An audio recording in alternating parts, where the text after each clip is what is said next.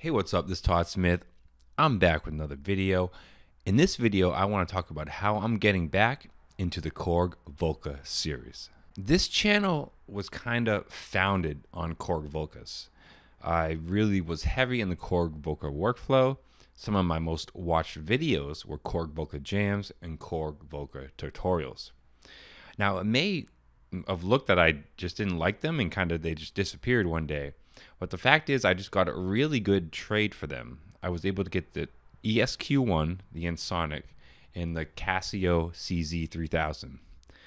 Unfortunately, about 3 months later, the Ensoniq is now having a chip issue, which should be fixable. It's something that I've looked online. It doesn't look like a serious repair, but I've just never done any vintage repairs before, so I've been slow on the process. But overall, once I get the chip in there and the Ensoniq's working 100% again, I feel that trading the Volcas for my two Volcas for this Ensoniq in the CZ3000 was well worth the trade, and I'm happy with the trade till this day. But the thing is, I just never got the Volcas again. Just because I started buying other gear, got lost in other things, and you know how much music gear there is out there. It's very easy just to go. Some people outgrew Volcas. I wouldn't say I ever really did. I mean, even with their limitations, I liked the workflow and I liked the immediacy, and they had enough variation for me to stay satisfied. Now, since I kind of left the Volca line, they've added the FM, and now they're adding the Modular. And actually, the Modular is the one that I picked up recently and I just pre-ordered, and I feel that's gonna step me right back into the Volca game, because I plan on getting a Volca Keys with the Modular, because out of the original three, the Volca Keys was my favorite out of the Volca Keys, bass, and beats. The Keys was by far, just if I had to choose one, that's the one I would have kept. I never really left Volca because I didn't enjoy them. I just happened to get a really good trade for them. And again, Volca jams are some of my most watched videos and some of my most absorbed things from you guys. So you guys obviously liked it. Back then I had really bad audio. I had really bad video. Now I actually have a good source material to work from. I have a good recorder. I have a good mixer. I have a good camera.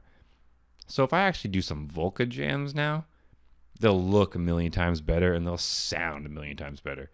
And I highly miss them. So I sat and thought about that last night, you know? And I wouldn't be just going back to Volcas because they were the most viewed videos I have. It's because I truly missed their workflow. I truly missed the immediacy. And I traded away that for some bigger keyboards and some old vintage gear. And I don't regret it because I can get the Volcas so easily. I mean, they're everywhere.